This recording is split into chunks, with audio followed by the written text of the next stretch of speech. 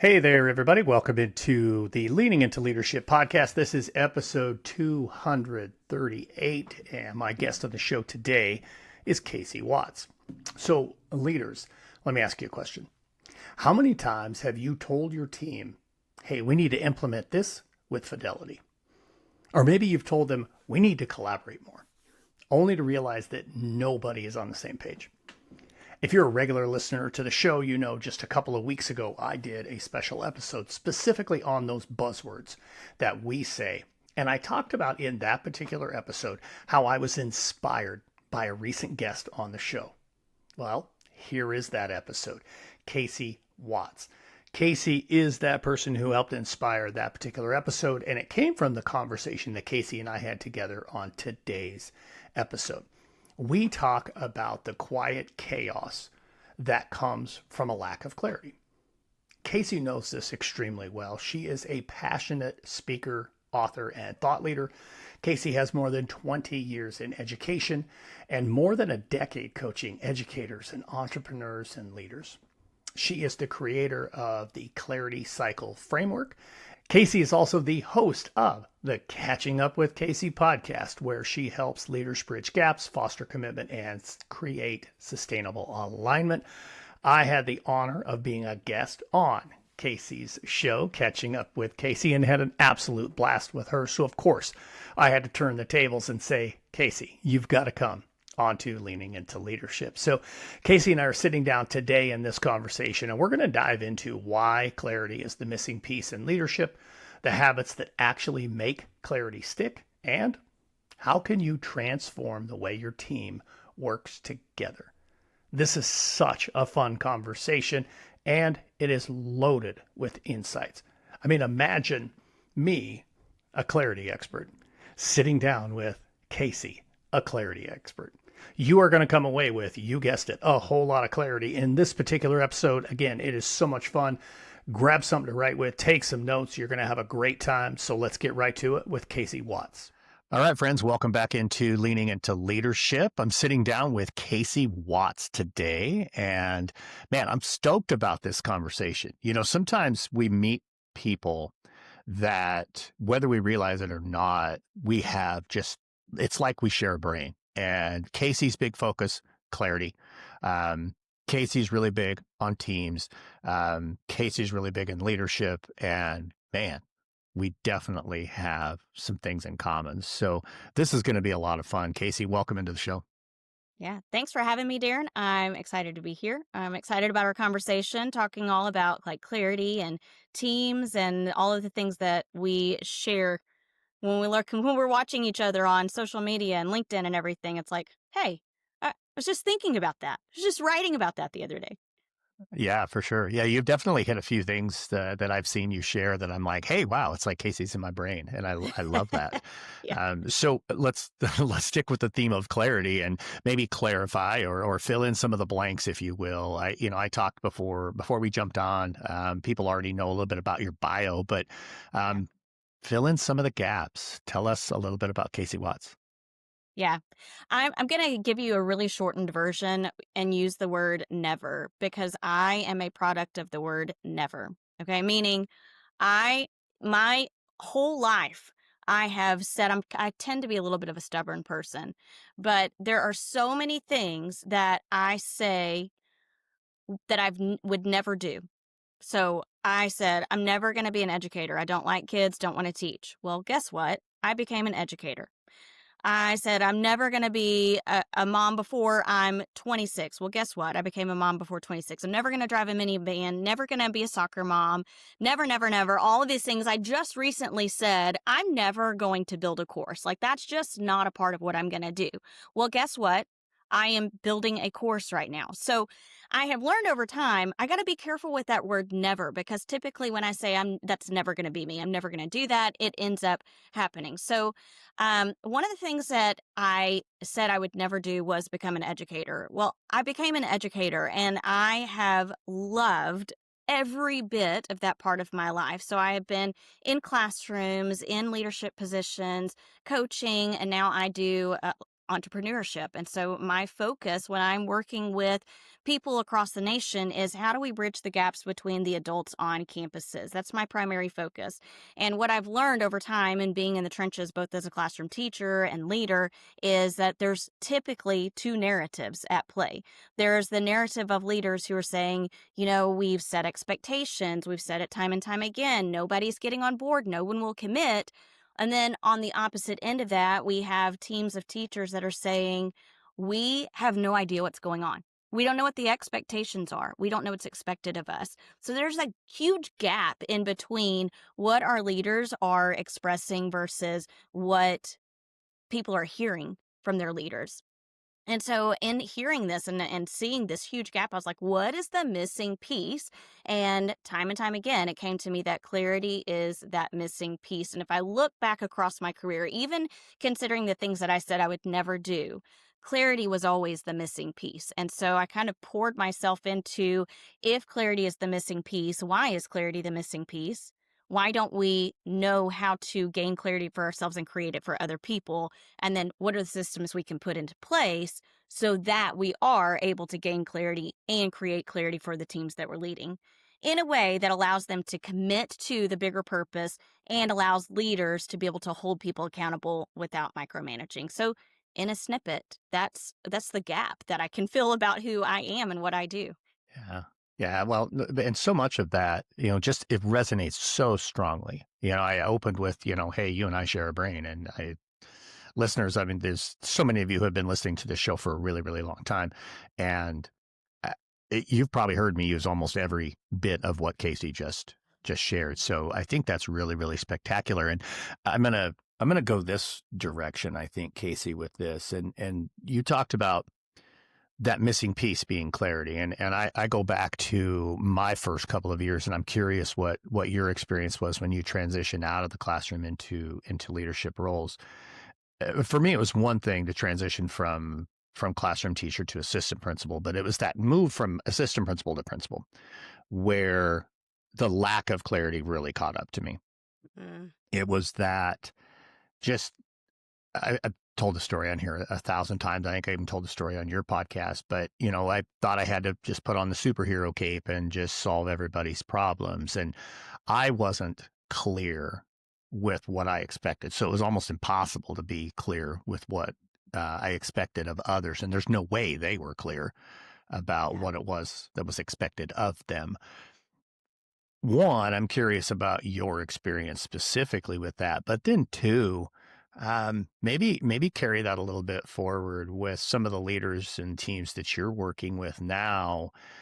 How do you see that lack of clarity, and maybe we'll eventually make our way to some steps that people can take to really gain the clarity they need?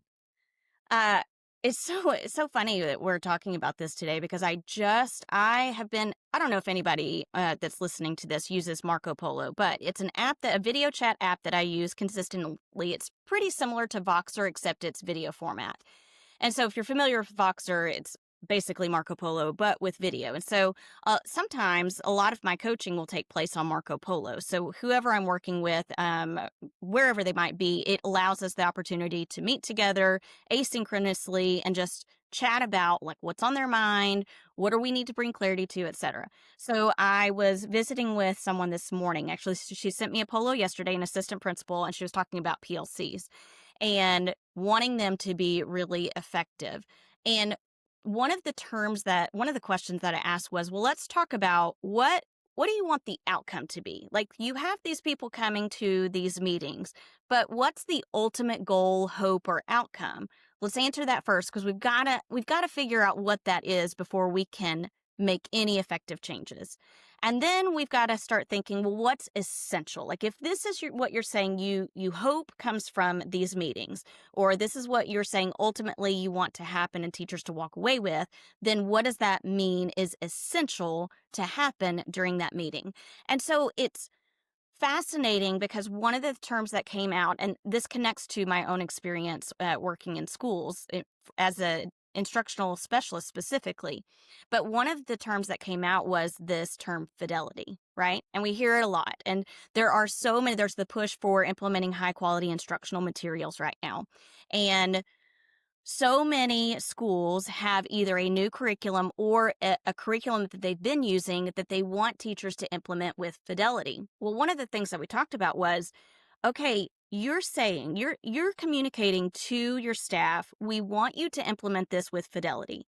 But let's just think about that word in and of itself. Do we know that there's a common understanding of the word fidelity? Because if not, and you're saying we want you to teach it with fidelity, then what they are believing potentially is, okay, I'm going to take this back to my classroom. I'm going to turn it page by page, day by day. I'm going to teach exactly what it says in the way that it says it, which eliminates the need for us to have these PLC meetings. Because why am I meeting to talk about this if you're telling me to teach it with fidelity? Because in my mind, fidelity has this specific meaning. So when there's a lack of clarity, and so often it's just around this jargon that we hear day in and day out, and we make the assumption that, well, they're educators. They've been in the education space. Surely we all have a similar definition for this term. When we lack clarity around what that definition is, and we don't have a common definition, then we're creating this underlying, like what I call in the book is quiet chaos, right? Like there's not necessarily a visible chaos, but because everyone's going back to their classrooms with these different understandings and implementing things in the way that their understanding allows them to implement it, then we're creating this chaos. We're not on the same page. And so I feel like I have experienced that myself just in being a new leader. How many times have I assumed that when I say you're going to implement it with fidelity, we know what that means? Or here's an even more simple example. How many times have I said we're going to analyze the data, but I haven't been clear about what that means? What about that new teacher that's coming on? When you say analyze data, okay, well, what does that even look Right. like? I don't know what you mean by that. So I'm just going to kind of play along and follow what everybody else is doing until it looks like I know what I'm doing.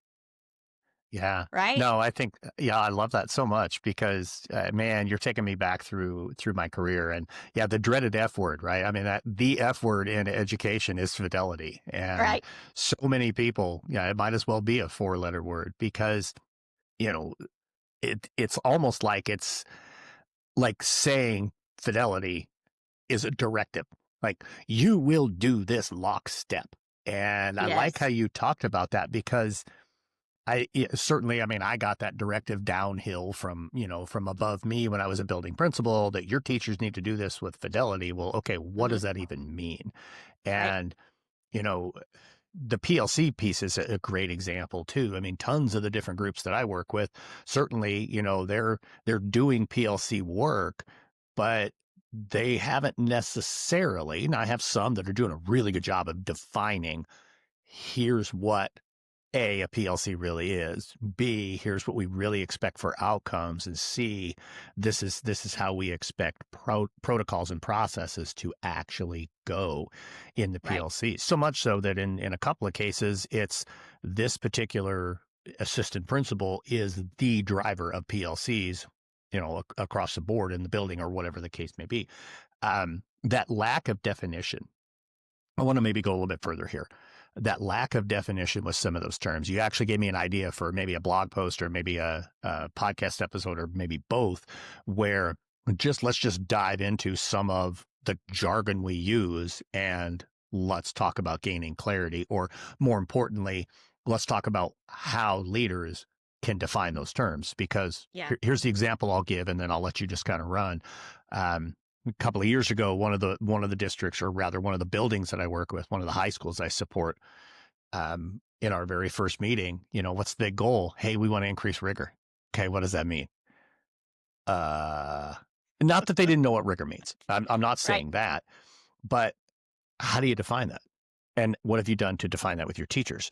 And, what have your teachers done to define that for your students? I mean, if you don't know what that really means, then how do you know if it's happening? what are you looking for when you're in classrooms? How do you give feedback? How do you coach it? How do you support it? Yeah. So anyway, that's just one simple example. You've already used PLC, and you've used fidelity. So I don't know, run with another one. What's something else we need to be really good at defining to gain clarity? Yeah.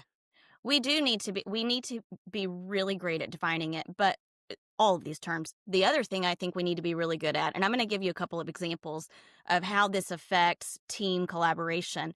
But I think we need to ensure that there's ownership in some of those definitions. So in there are absolutely cases where I, as a leader, need to communicate, this is what we mean when we say this. I think there are some terms that definitely require that communication. But then there are some terms where we need to, almost as though we're in the classroom, we need to kind of pre-assess what do our people already believe or know about this term. And the one that I think about so often is Tier 1 instruction. And we Oh hear yeah. it all the time. We hear it all the time.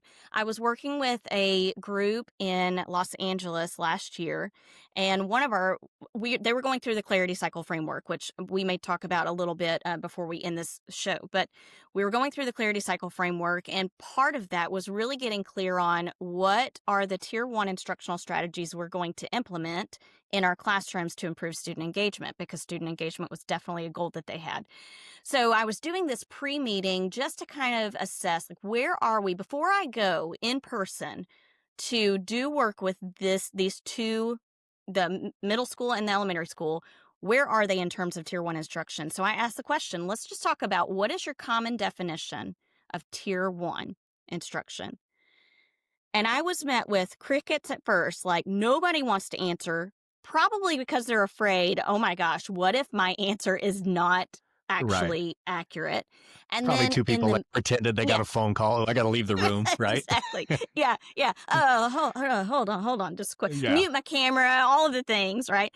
But then in the middle school, there was a teacher who was very vocal about everything. I mean, then this is, I think we could go on a tangent with this, but he was so convicted in his beliefs that he answered proudly, like, Tier 1 is your most struggling students who need the most intervention.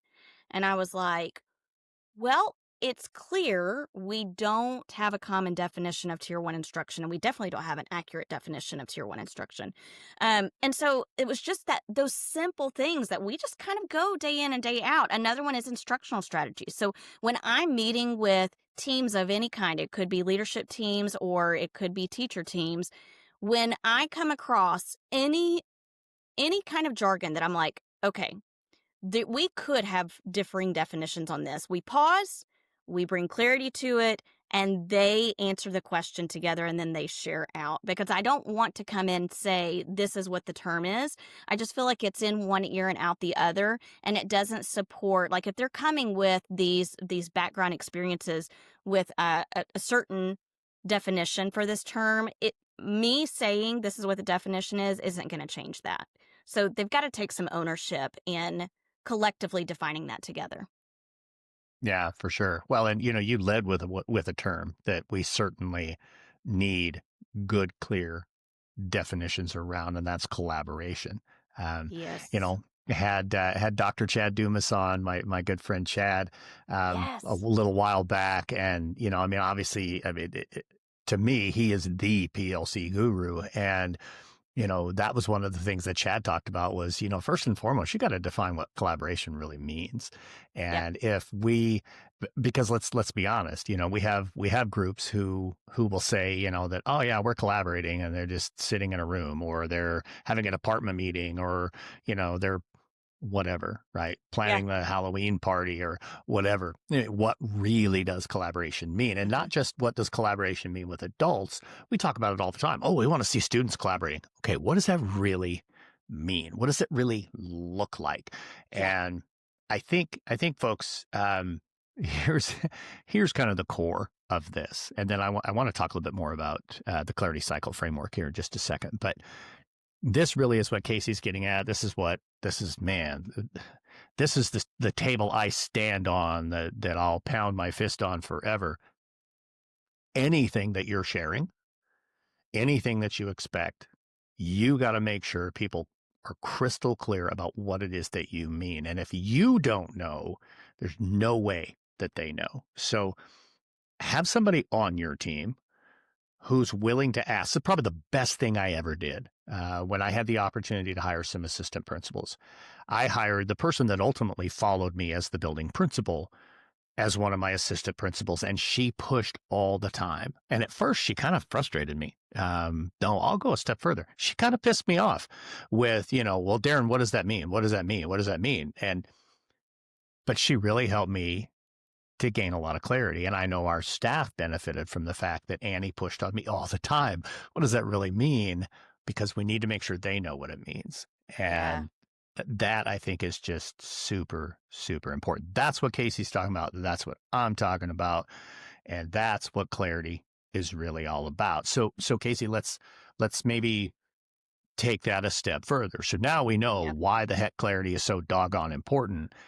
But you've taken it a step further with the clarity cycle framework. So Yeah. take us through that. I really can't wait to learn about that.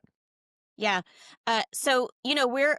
Well, let me back up a little bit because we got to come back to collaboration, clarity of collaboration. I'm going to yeah. pause. We're going to talk about clarity cycle framework, but I want to remember to come back to that because, oh man, I'm good we've with got that. a couple of things to say. But, we're so familiar with this phrase by Brené Brown, clear as kind, right? Right. Everybody knows the phrase.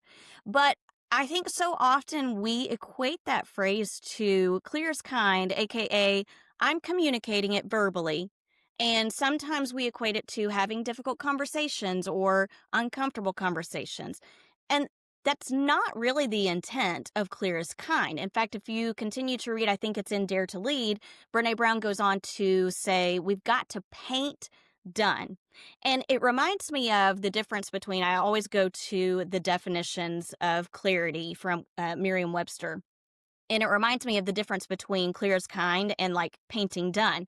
Because the first definition reads, the quality of being easily understood, right? That's where leaders get caught up with, I'm communicating it, I'm saying it again and again, I'm setting the expectations, but nothing is changing. And we get frustrated. However, if you continue to read into the next definition, I love this definition. It's kind of what the clarity cycle framework aims to do, but it says the state of having a full, detailed, and orderly mental grasp of something.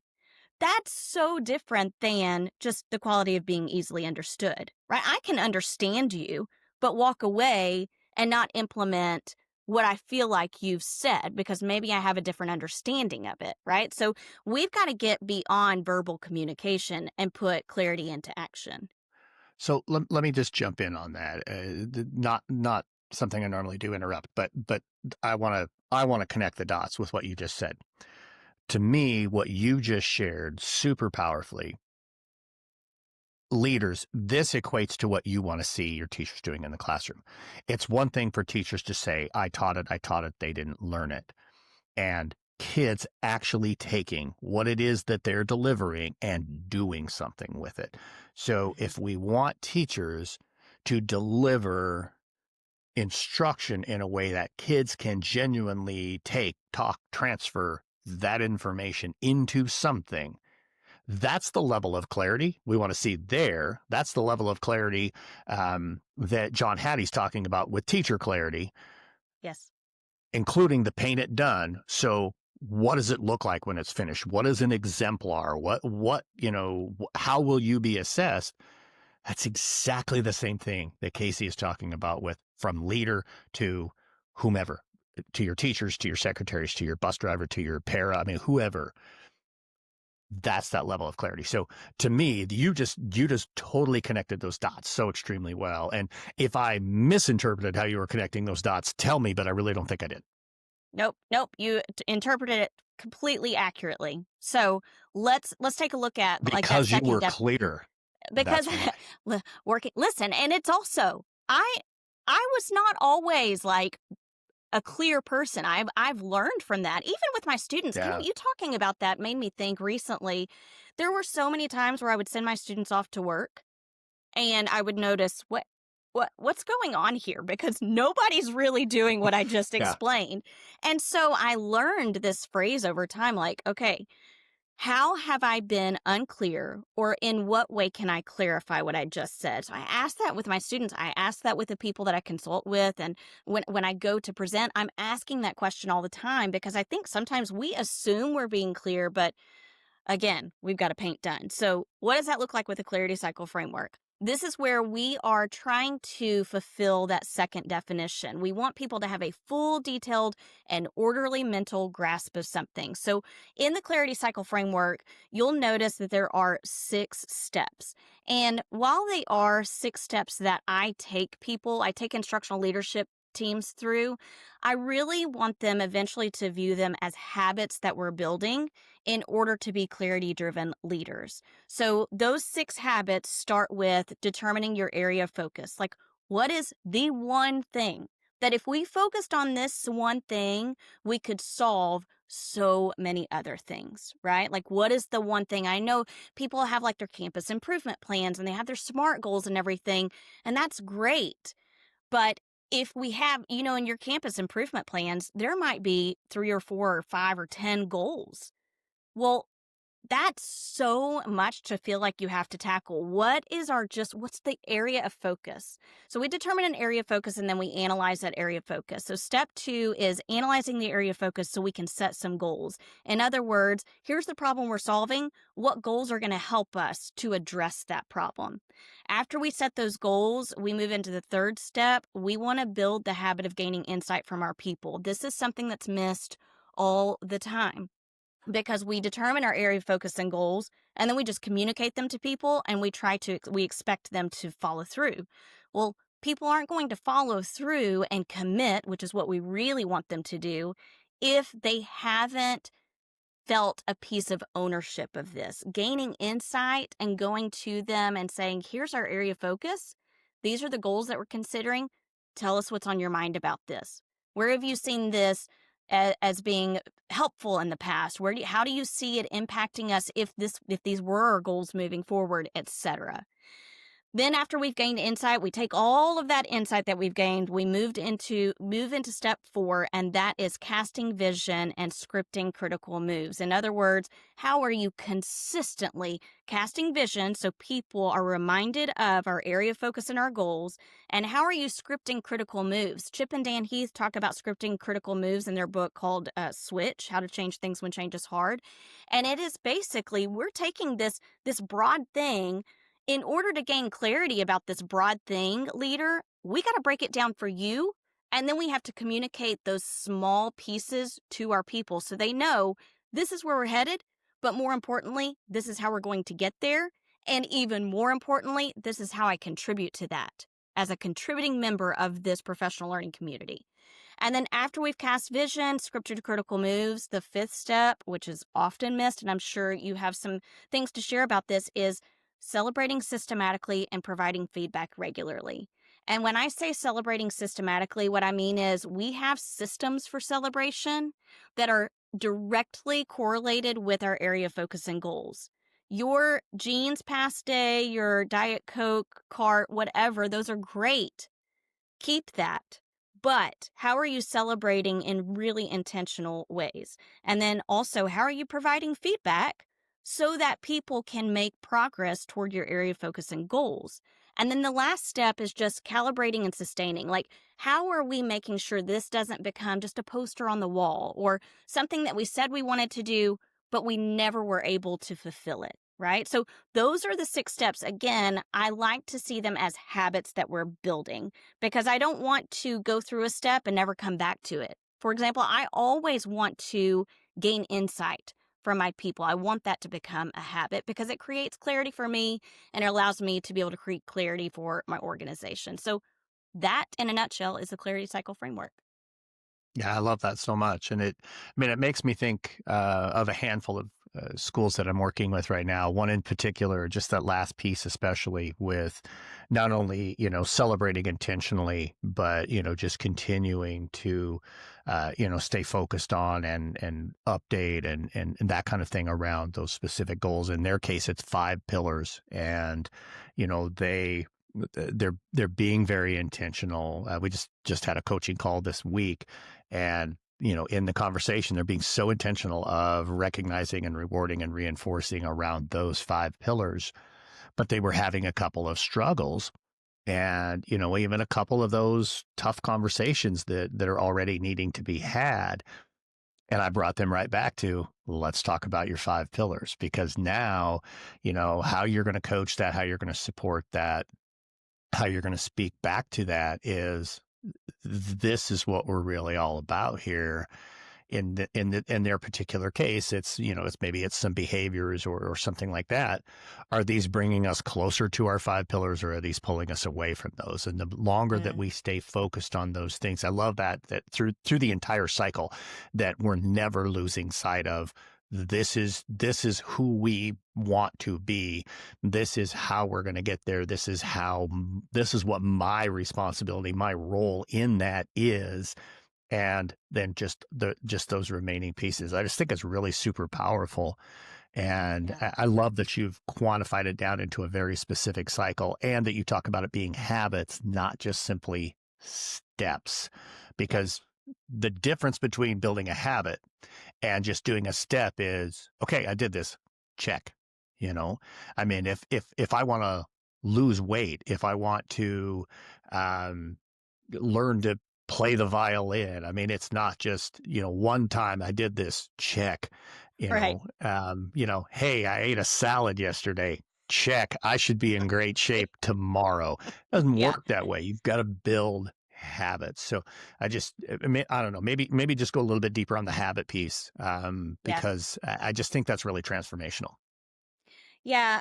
When I developed this framework, it was from someone who was about to go into I think she was maybe she was in the process of getting her principal certification. So she was watching everything that was happening in her current school. And so she came to me one day, and I write about this in the book. She came to me one day and she said, "Hey, how do you get everybody on the same page and moving in one direction?"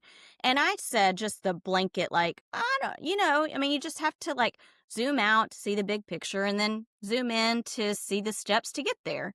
And she did not take that at face value. She was like, no, you're going to have to tell me more about that. And so that's really where the clarity cycle framework came from, is, okay, she's asking about this and the steps. But as I started developing it, exactly what you said, I think sometimes we, especially in education, because our plates are so full, there's so much going on, we want that fix. We want something that's going to steps that I can go through. People are eager for steps.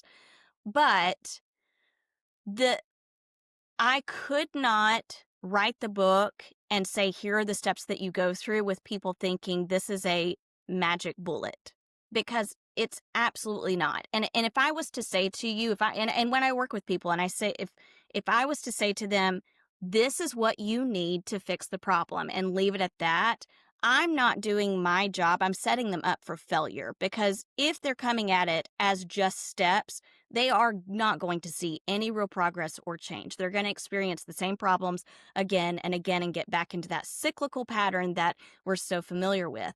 And so that's absolutely why seeing it as a habit is so important. And when you walk away from the cycle, if you don't remember any of the steps or the order they go in, okay, who cares? Do you know the habits that you've built as a leader? Yeah. That's what's important to me. Yeah, I love that. Yeah, it's not just a sequence. It's create the habits, live Yep. those habits, and really, really dive into those. Let's talk about this just really quick. Our time is already flying away, which is fine, but I don't want to not get to this. So you've referenced it a couple of times. I mentioned your podcast. Share a little bit about the book and about your podcast with our listeners and our people who are watching on YouTube, so they know a Yeah. little bit more about what that work is specifically about. Yeah. Well, I'll start by saying, if you were noticing, and I think this is really, really, if we get down to the grassroots of it, this is really where all of this came from. If you're noticing teams struggling to collaborate authentically, chances are there's a lack of clarity somewhere.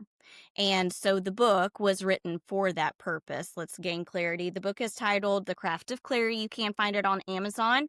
The subtitle is 6 Steps to Bridge Gaps, Foster Commitment, and Create Sustainable Alignment. And when I talk about bridging gaps, I am talking about student learning gaps, but more importantly, I'm talking about bridging the gaps among the adults on your campus.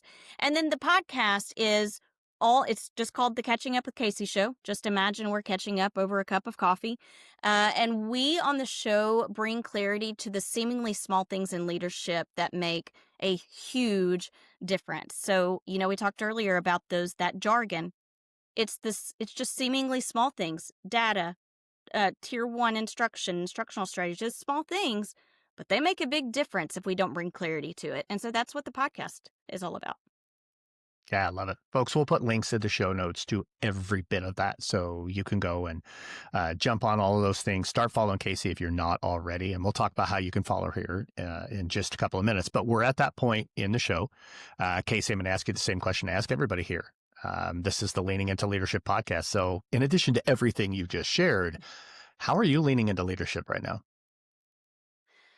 I love this question. And I thought about it before I came on because I knew you were going to ask it.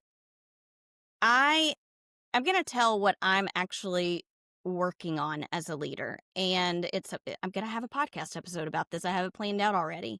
I'm working on my own narratives as a leader. So sometimes, and I'll just tell you point blank, vulnerably, sometimes because of our past experiences, we create these narratives that aren't always accurate. And one of the narratives that I've found myself creating is, especially presenting like professional development sessions and things, I think to myself, they don't have time for it. They're not energized by this. They want me to finish early. Like, I have all of these narratives, and it impacts how I show up for people. So the way that I'm leaning into leadership is really being aware of the narratives that I'm creating based on my past experiences and shifting that narrative so I can show up for the people that are showing up for me.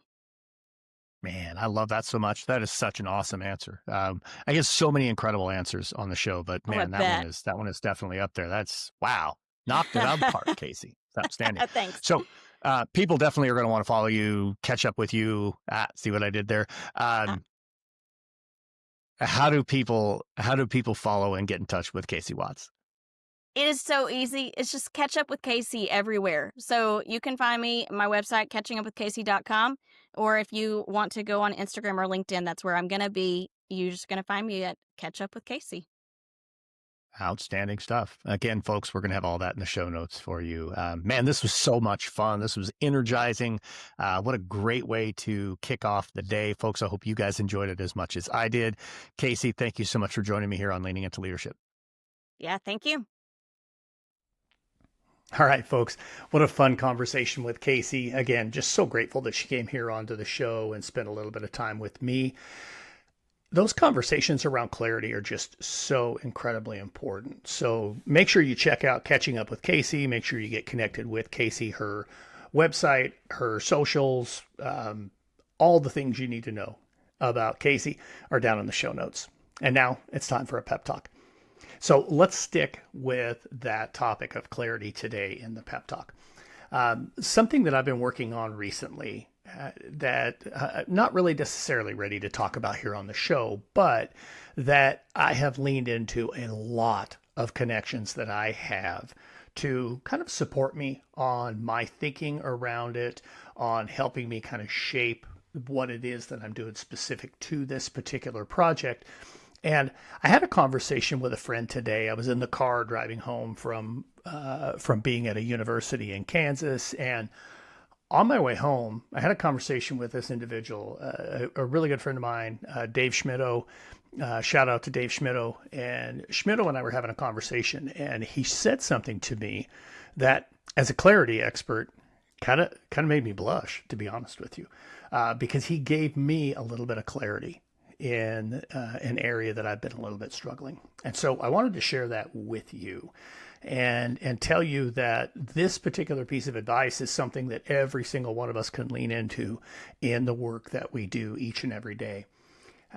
What Dave had said to me that I thought was just so crucial was, You will never know unless you try. And specific to that, whether that's trying to launch something new, whether that's pursuing a different job, whether that's launching a project in your school, whether that's maybe diving into a whole different space as an entrepreneur, that advice is sage wisdom. You will never know until you try. I just found that to be such a shift for my mind. This particular thing that I was wrestling with and struggling with, and almost like I needed to make a decision on this or that or the other thing. And Dave just simply saying, Darren, you'll never know until you try. And don't think of it as permanent. If you try and it doesn't work, move on.